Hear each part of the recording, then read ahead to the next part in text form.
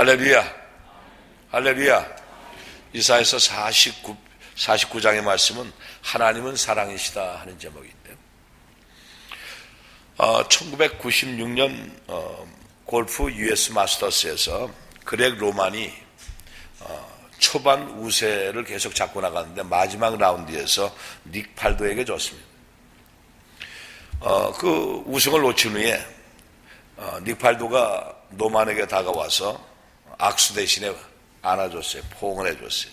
그러자 노만이 그냥 울음이 터져버리고 말았습니다. 그래서 기자들이 와서 물어봤습니다. 왜 우냐? 왜 우냐고요?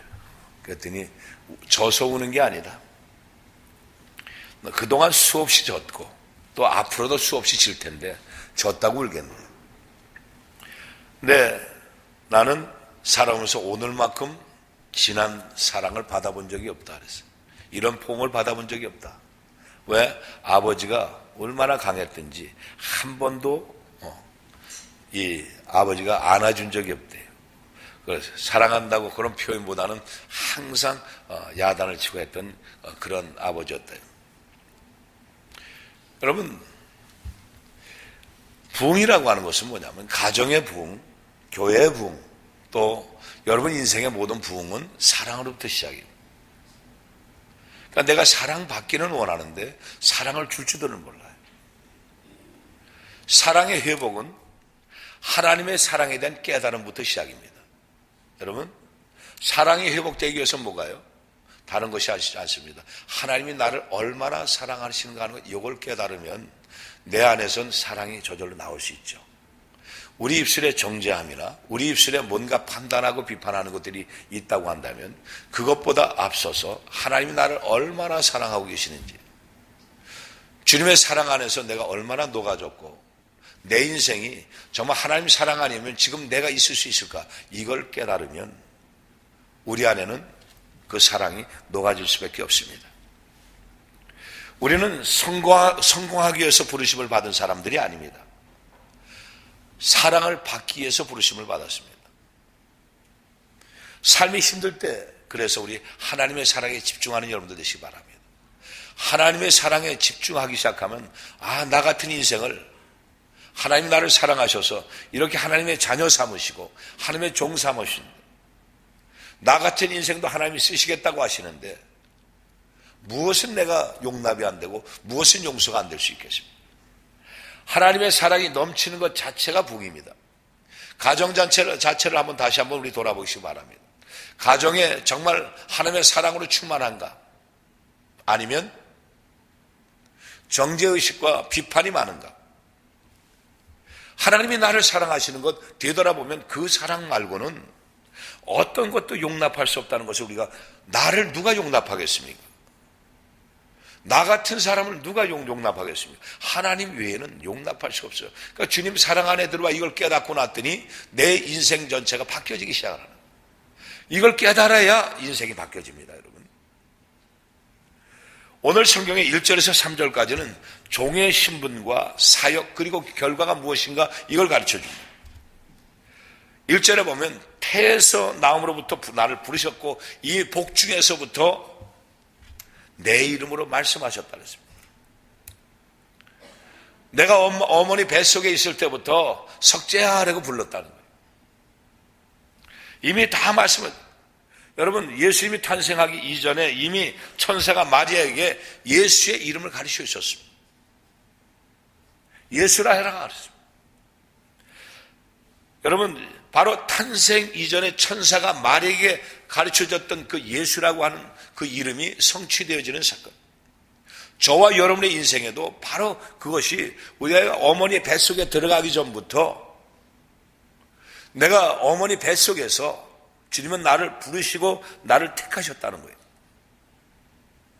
그러니까 아침에도 우리 강효석 권사님하고 잠깐 얘기하는 중에 팔자도 소관입니다 그랬어요. 걱정도 팔자요. 팔자 소관입니다, 여러분. 그 팔자 소관을 다 떼어버리십시오. 걱정을 다 버려버리시라고요. 걱정하는 사람이 있나요? 있지요. 다 걱정하는 사람 없지요. 다 걱정합니다. 근데 걱정을 가지고 꼬리에 꼬리를 물고 그 걱정으로 벽을 쌓고 성을 쌓는 것 자체가 하나님을 믿지 못하는 겁니다. 내가 걱정거리가 왔을 때 누구를 의뢰하라? 하나님을 의뢰하라. 하나님의 사랑 안으로 들어가는 겁니다. 왜? 걱정, 근심, 걱정, 염려 이것이 있거든 뭐하라? 기도하라. 어떻게 기도하라? 감사함으로.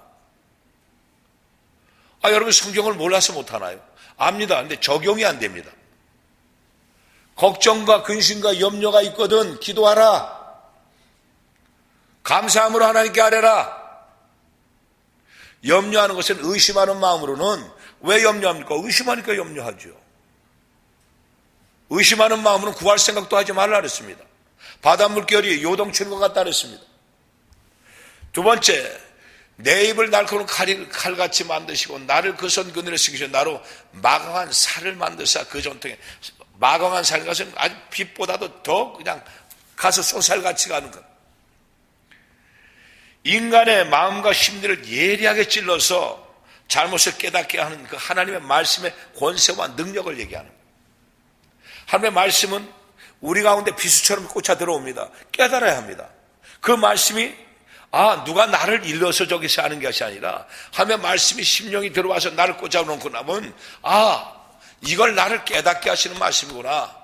날 보고 하나님 앞에 회개하라고 하는 거구나. 나를 이걸 깨달음을 인하여 나를 변화시키시는 말씀이구나. 이걸 깨달아야 합니다. 많은 사람들이 저 말씀이야? 저거야? 왜 또 저 말씀을 할까? 저것을 왜 똑같은 말을 반복할까? 아니요. 세례 요한은 다니면서 뭐만 했어요? 회개하라. 회개하라. 하나님을 만난 사람들의 특징이 뭐냐면 회개와 천국과 지옥 얘기하는 것밖에 없습니다. 여러분 본 세상에서 뭘 앉아서 큰 부자가 되고 뭘 하는 거 이게 무슨 소용있습니까? 천국을 소유하지 못했는데 하나님 나라를 소유한 백성은 이 안에 예수의 영이 들어와 계신 분이에요. 성령님이 나를 지배하시고 성령으로 인하여 내 생각, 그 마음, 지식, 감정, 의지와 기억이 다 바뀌어버리는 거예요. 성령이 이 안에서 나를 지배하지 못하는 사람들은 자기 생각에 빠져버리는 거예요. 자기 생각에. 그러니까 자기 생각에, 자기 계획, 자기 것을 가지고 나가는 사람들에겐 이 모든 것들을 다 내려놓는 습관들이에요. 다 내려놔야 합니다. 제 습관 속에 오늘 아침에 내가 조금 늦게 올라왔어요. 왜 늦게 왔냐면 제 시계가 배터리가 다 된 걸 몰랐어요. 배터리가 돼서 5분이 늦어. 내 방에 있는 시계도 5분이 뭐가 더 틀려 다. 그래서 시간이 아직 안 됐구나 그리고 미루다가 들어와 보니까 찬양이 시작이 됐어요. 시계를 보니까 여기 시계하고 내 시계가 달라요. 그러니까 정보라든가 뭔가가 내가 좀 느슨해지고 뭔가 이 연결이 안 되기 시작하면 한없이 수렁에 빠지게 되어 있습니다. 말씀으로 내가 충만하게 채워질 때 그 말씀이 비수처럼 나를 꽂아 내 속에 들어와서 내 심령과 골수를 쪼개 남을 때 나는 새 사람이 되는 거예요. 새 사람이 일어났습니다. 옛 것은 지나갔다. 보라 새 것이 됐다. 새 사람을 입은 사람은 새 말을 하게 되어 있습니다. 말이 바뀝니다. 새 사람을 입은 사람은 믿음 자체가 바뀌어집니다. 새 소망은 이 새 사람을 입은 사람은 꿈이 생깁니다. 하나님이 정말 우리 가정을 이렇게 회복되구나. 자녀들에도 예수밖에 없어. 하나님밖에 없어. 이걸 가르쳐줘야죠. 뭘 가르쳐줍니까? 그래 돈 열심히 벌어라. 돈 열심히 버는 것이 아니라 돈도 하나님이 주셔야 돼요. 여러분 3절의 말씀해 봤더니 내게 이르시되 너는 나의 중에 내 영광을 나타낼 이스라엘이라 그러셨어요. 영광을 나타낼 것은 메시아가 세상 가운데 오셔서 영광을 드러내는 것이 바로 이것이 성취예요. 메시아가 오셔야 되는 거예요. 예수님이 오셔야 되는 거예요. 그런데 예수님은 오셨다가 가시면서 뭔 말씀하셨어요? 예수님은 가시면서 성령으로 세를 받으랬어요. 며칠 후에 너희들이 성령으로 세를 받으리라 말씀하셨어요. 그리고 제자들은 성령으로 세를 받았어요. 성령으로 세를 받은 제자들은 결국은 교회가 세우기 시작합니다. 교회들이 성령으로 세워지는 겁니다. 하나님의 백성들은 성령으로 시작입니다. 성령을 모르고는 하나님을 모릅니다, 여러분. 그러니까 성령을 모르니까 교회 안에 들어와서 하나님의 사랑을 깨닫지 못하니까 자꾸 인본주의가 가는 거예요. 하나님을 깨닫고 나보면 인본주의는 다 쓸데없는 것을 알아. 하나님의 영광을 위해서 신 것은 말씀이 내 안에 들어오면 말씀이 나를 이루어주시는 것. 그래서 말씀을 받아야 되는 거예요. 말씀을 받아놓고 났더니 그 가는 길마다 하나님의 말씀으로 이미 이루어 놓으신 걸 봐요. 그래 가봐야 알죠. 가지 못한 거는 알 수가 없습니다. 자, 4절의 말씀 보십시오. 그러나 나는 말하기를 내가 헛되이 수고하였으며 그랬어요. 여러분, 헛되이 수고했다는 게 뭐예요? 예수님을 보십시오. 그 재판정으로 끌려가는 예수님, 그 많던 쫓아다니던 군중들이 예수님을 따르는 사람 아무도 없이 다 도망자로 다 도망가버리고 말았습니다. 헛되이 수고한 거예요. 여러분, 그런데 그 도망자였던 제자들이 성령을 받고 났더니 예수님이 이분이 누구신 걸 그때서 깨달아는 거야. 예수님이 사랑으로 우리에 오셨네. 예수님이 바로 사랑 자체시네. 하나님은 사랑이시구나. 나 같은 것도 이렇게 부르셔서 하나님이 정말 제자 삼으셨는데 그때부터 목숨이 아깝지 않은 거예요, 여러분. 제자들을 보십시오. 성령을 받고 났더니 성령 받기 전에는 그들은 조금이라도 피해 입을까 봐 다 도망갔다니까. 그런데 성령을 받고 났더니 도망자가 아닌 그들은 인생에서 내 목숨이 아깝지가 않아. 어딜 가서 핍박을 받아도 욕지거리를 받아도 그리고 감옥에 갇혀도 그때는 하나님만 찾아가는 거예요. 인생이 이렇게 바뀌어지는 겁니다. 이걸 바뀌어야 됩니다. 헛되이 수고했던 것이 아니었어요. 자, 5절에서 7절까지 말씀을 보면 종의 사역의 핵심이 뭐냐. 종의 사역의 핵심을 보면 이스라엘 백성들을 구원케 오신 메시아의 죽음과 고난은 헛된 것 같고 실패한 것 같았지만 결코 그 사역은 실패하지 않았다는 것입니다. 이스라엘을 다시 모으시려는 계획이에요. 바벨론 포로 잡혀간 이스라엘 백성들을 다시 다 모으기 위한 하나님의 계획이에요. 그 계획이 베드로전서 2장 23절에서 24절에 보면 이렇게 말씀합니다. 욕을 받으시되 대신 욕하지 아니하시고 고난을 받으시되 위협하지 아니하시고 오직 공의로 심판하신 자에게 부탁하시며 친히 나무에 달려 그 몸으로 우리 죄를 담당하셨으니 이는 우리로 죄에 대하여 죽고 의에 대하여 살게 하려 하심이라. 저가 채찍에 맞음으로 너희는 나음을 얻었느니라 하셨습니다. 여러분, 욕을 먹어도 욕을 가지고 욕으로 갚지 않았어요. 23절의 말씀을 다시 돌려보세요. 여러분, 하나님의 놀란 은혜는요, 성령께 사로잡힌 사람들의 모든 것은 예수의 영이 내 안에 왔기 때문에 예수님처럼 생각하고 예수님처럼 그 감정을 가질 수가 있어야 되는 거예요. 누가 나를 욕하면 발끈하는 게 아니에요. 내가 조금 손해보는 것 같으면 발끈하는 게 아니에요. 내가 뭔가를 당하는 것 같은 기분이 들 때 내가 왜 당해야 되고 확 나가는 게 아니에요. 아직도 모르는 거예요. 그러니까 아직도 내 안에는 내 자존심이나 내 것은 다 내놓을 수 있는 것. 그게 바로 성령의 사람이에요. 그러니까 그리스도의 영이 내 안에 없으면 너는 그리스도인이 아니라고 말씀하셨어요. 그 말씀이 뭐냐? 바울이 성령을 받고 났더니 과거에는 예수를 잡아 죽이고 하나님의 일을 한다고 하면서 그는 얼마나 예수를 핍박했는지 몰라. 그랬던 그가 자기의 자존심이나 자기 체면 생각하면 누구도 견딜 수가 없고 내쳤던 그가 어느새 성령이 내 안에 들어오시고 나니까 핍박을 해도 때려도 테러 태장을 맞아도 죽을 고비를 넘겨도 감옥에 갇혀도 이게 여러분 잘못해서 갇혔습니까? 억울하게 갇혔죠. 예수를 전하는 죄 때문에 예수님 때문에 당한 겁니다. 그런데 그가 얘기하는 것은 뭐예요? 그가 말하는 것은 결국은 사명자는 죽지 않는다.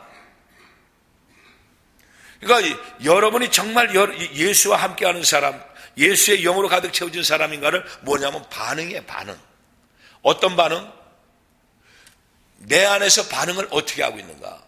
내가 조금 어려움을 겪고 누군가에게 욕을 먹고 내가 손해를 보는 일들에 있고 내가 뭔가 내 생각하고 다를 때 발끈하고 뭔가가 내 감정에 사로잡혀서 막 하는 것이 이것은 예수의 사람이 아니라는 거예요. 여러분 오늘 말씀에 이 말씀들을 잘 생각하시기 바랍니다. 8절에서 13절의 말씀을 보면 하나님은 도우신 하나님으로 우리에게 오셨어요. 어떤 때 어떤 의미가 은혜 8절에 보면 은혜의 때에 도우신다 그랬어요. 여호와께서 또 가라사대 은혜의 때에 내가 네게 응답하겠다 말씀하셨어요. 은혜의 때가 어떤 것일까요? 문제 앞에서 성도들이 하나님 앞에 겸비하여 오직 하나님만 의지할 때, 문제가 있을 때 문제 때문에 고민하고 두려워하고 염려할 때가 아니라 문제 때문에 하나님 앞에 내가 겸손하게 회개하며 나와 하나님 앞에 두 손 들고 회개할 때, 이때가 바로 은혜 받을 때예요.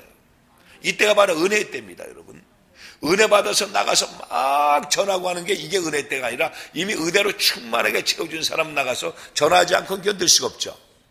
그런데 그러기 전에 내가 은혜의 때는 하나님 앞에 두 손 들고 나와 하나님, 내가 잘못했습니다.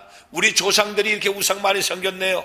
우리 조상들이 미신을 많이 섬겼었네요. 이 모든 저주의 뿌리가 우리 가운데 들어와서 이렇게 인생이 이렇게 고달프고 이렇게 살아가는데, 주님, 우리 가운데 있었던 건 내가 알고 지은 죄, 모르고 지은 죄, 우리 조상들이 졌던 모든 죄악들을 주님 앞에다 내려놓습니다. 주님 용서해달라고 눈물을 흘리며 회개하는 그 시간, 그것이 바로 은혜의 때인 거예요. 그 은혜의 때 하나님은 도와주시고 바로 어떤 때 구원의 날에 내가 너를 도왔도다 하셨어요. 장차 내가 너를 보호하고 너로 백성의 언약을 삼으며 나를 이겨 그들로 항모했던 땅을 기업으로 상속케 하리라. 여러분, 예수님이 부활 승천하신 후에 제자들은 한 사람도 떠나지 않았어요. 부활하시기 전에 예수님이 십자가에서 죽을 때는 다 떠났어요. 그런데 부활 승천하신 후에 예수님을 만난 그들은 하나같이 떠나지 않고 모두가 어디로 모였어요? 마가의 다락방으로 모였어요. 마가의 다락방에 모여서 그들이 한 일이 뭘까요? 기도했습니다. 부르짖어 기도했습니다. 그때가 바로 은혜의 때예요. 그때가 바로 그들이 모여서 뭐였어요? 회개했어요. 예수님을 알지 못했던 걸 회개했어요. 예수님이 핍박받고 고난당하시고 십자가에 달릴 때 우리는 도망갔어요. 예수님을 나는 알지 못했어요. 예수님이 처음에 말씀하신 게 회개하라, 천국이 가까웠다고 말씀하셨는데 이걸 몰랐어요. 그리고 회개했어요. 회개하는 사람들의 마음이 완악하지가 않습니다. 회개하는 사람들은 마음은 정죄하지 않습니다.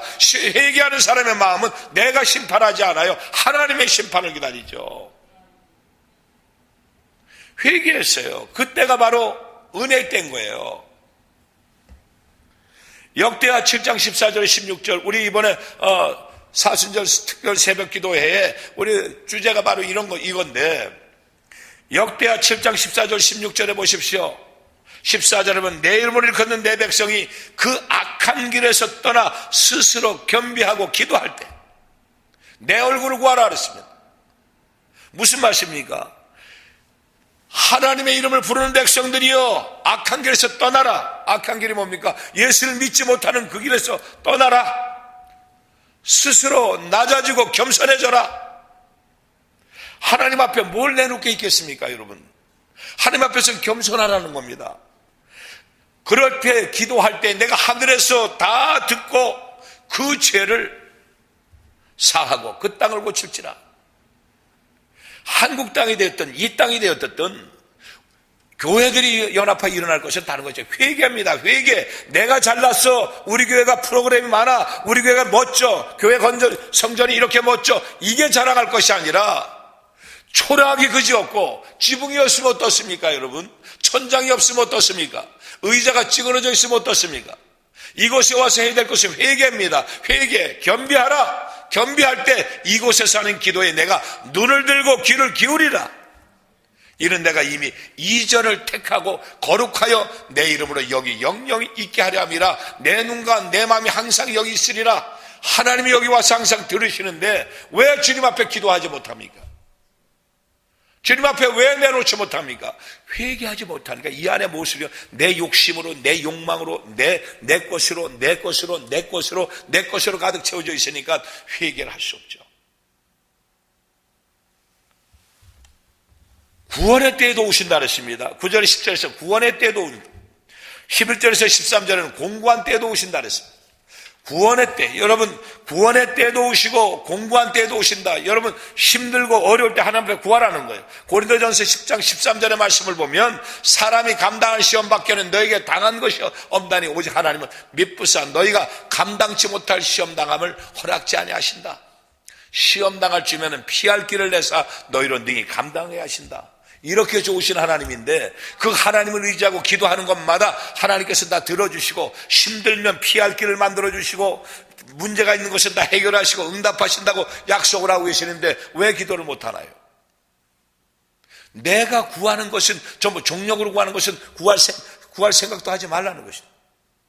왜 응답이 없습니까? 정력으로 구하기 때문에 무엇을 먹을까, 무엇을 마실까, 무엇을 입을까 이거 걱정하고 있으니까요. 먼저 그의 나라와 의를 구하라.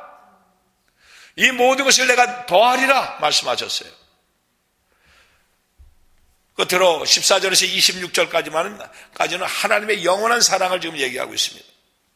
이것이 핵심인데요. 14절, 10절, 17절에는 하나님은 택한 백성을 결코 잊지 않으신다는 거예요. 15절, 16절 보십시오. 여인이 어찌하여 그 젖먹는 자식을 잊겠으며 자기 태에서 난 아들을 긍휼히 여기지 않겠냐. 그들은 혹시 잊을지라도 나는 너를 잊지 않을 것이다. 어미가 잊을 수가 있겠냐. 그러나 어미도 잊을 수가 있다. 그러나 어미는 잊는다 할지라도 나는 잊어버리지 않는다. 그러니까 하나님을 의지하라는 거예요. 하나님을. 여러분 그러면서 뭐라고 말씀합니까? 내가 너를 내 손바닥에 새겼고 너희 성벽이 항상 내 앞에 있다. 모든 문제의 성벽이 하나님 앞에 있습니다. 하나님이 깨트려 주셔야 되는 거예요. 하나님, 내 문제가 하나님 앞에 있사오니 오늘 이 시간 이것을 깨트려 주시옵소서, 해결하여 주시옵소서. 이 기도가 되어야 되죠. 이 성벽은 예수의 이름으로 떠나갈지어다, 깨트려질지어다, 무너질지어다, 해결될지어다. 이미 믿음을 선포하는 성벽을 깨트리는 것이며 말씀에 순종할 때입니다, 여러분. 17절에서 21절까지는 하나님은 황폐하고 파멸당할 땅을 회복시킨다는 거예요. 하나님은 하나님의 백성들에게 징계를 하신 후에 가만히 계시는 것이 아니라 오히려 그들의 상처를 싸매주시고 잃었던 것을 회복하고 보호해 주신다. 이스라엘 백성들을 바벨론 포로로 보냈지만은 그들을 다시 돌아오게 하셨습니다. 때가 되면 다 돌아오게 하시고 그들을 다시 회복시켜 주시는 거예요. 그 하나님은 19절에서 20절까지 말씀을 이렇게 말씀합니다. 대저 내 황폐하고 적막한 곳들과 내 파멸을 당했던 땅이 이제는 거민의 마음으로 좁게 될 것이며 너를 삼켜 전다하더니 멀리 떠날 것이니라. 고난 중에 낳은 자녀가 후일에 내게 말하기를 이곳이 우리에게 좁으니 넓혀서 우리로 거처하게 하라 그랬습니다. 제가 얼마 전에 잘 꿈을 안 꿔요. 어제까지 꿈을 안 꾸는데 지금까지 꿈을 꾸면서 가장 기억나는 한 3가지 꿈이 있었어요. 그 꿈들이 그때마다 그것이 지나놓고 보니 다 영적인 꿈들이었고 그것이 내 상태를 얘기했고 제가 가는 길을. 그런데 얼마 전에 꿈에 지금까지 그렇게 교회를 세우면 뒤에 쫓아와서 깨고 이렇게 방해했던 장로가 어느 날 측은하게 슬픈 표정을 짓고 전에 한국으로 간다고 떠나가 버리더라. 그래서 영적 전쟁이 이제는 회복의 역사로 들어가겠구나. 여러분 어둠의 세력이 이 교회를 지금까지 짓밟고 무르고 앉아서 이것을 포위하고 해서 우리 순복음 영성교를 에워싸고 있던 이 악한 것들의 모든 공격들이 이제는 떠나가고 이제는 회복의 역사가 있는 시대가 온 것이에요. 20절의 말씀은 고난 중에 낳은 자녀가 후일에 내게 말하여 이곳이 우리에게 좁으니 넓혀서 우리로 거처하게 하라 그랬어요.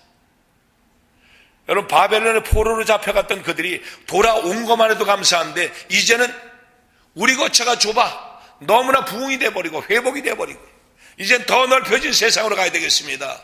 더 넓혀져야 되겠습니다. 이것은 하나님만이 할 수 있는 것인 거죠. 여러분 이 땅을 회복시키는 하나님의 계획은 이 순복음 영성교를 통해서 이루어지는 하나님의 계획은 우리에게 이미 모든 것을 다 부어주셨어요. 부어주신데 이곳에 온 하나님의 백성들은 어떻게 겸비하여 하나님 앞에 기도하고 간구하면 됩니다. 겸손한 마음으로 구하시면은 그래서 우리가 바뀌어져야 될 것은 우리의 마음의 밭을 옥토밭을 바꿔야 돼요. 말씀이 들어가면 그 말씀이 그대로 받아들여서 말씀으로 변화되는 그 삶으로 바뀌어져야 된다. 22절에서 26절의 말씀은 하나님은 당신의 백성을 대적의 손에서 건지신다고 그랬어요. 어떻게 건지십니까? 기도하니까 건지시는 거예요. 여러분, 나 여호와가 이같이 말하노라. 25절 26절입니다. 나 여호와가 이같이 말하노라. 용사의 포로도 빼앗을 것이요 강포자의 빼앗은 것도 건져낼 것이니 이는 내가 너를 대적하는 자를 대적하고 내 자녀를 구원할 것임이라. 내가 너를 학대하는 자로 자기의 고기를 먹게 하며 새술의 취함같이 자기 피에 취하게 하리니 모든 육체가 나 여호와는 내 구원자요 내 구속자요 야곱의 전능자인 줄 알라. 얼마나 하나님 사랑의 하나님이십니까? 저와 여러분의 인생에 사랑의 하나님을 붙잡으십시오. 나의 인생을 보호하시고 나를 구원하시고 나를 구속자로 붙잡고 계실 분은 하나님밖에 없습니다. 하나님의 사랑 안에서 우리가 다 녹아지고 그 사랑을 늘 찬양하며 살아가는 그런 성도들이 모두 되시기를 예수님을 축원합니다. 기도하겠습니다. 아버지 하나님 감사합니다. 하나님의 귀한 백성들이 하나님의 사랑 안에서 모든 삶은 다 녹아지고 바뀌어지고 인생의 생각들이 그리고 삶이 바뀌어지는 놀라운 은혜를 체험하도록 성령님 도와 주시옵소서. 지금은 우리 구주 예수 그리스도의 크신 은혜와 하나님 아버지의 극진하신 사랑과 보혜사 성령님의 내주인도 교통 충만케 하시는 역사가 오늘 새벽 제단에 나와 하나님은 영원한 사랑이시로 그 사랑 안에서 이제는 사랑을 의지하고 그 사랑에서 녹아지는 사랑으로 살아가기로 작정하는 우리 성도들의 머리 위와 저들의 가정과 직장과 사업과 자녀와 범사 위에 이제부터 영원까지 함께 있을지어다. 아멘.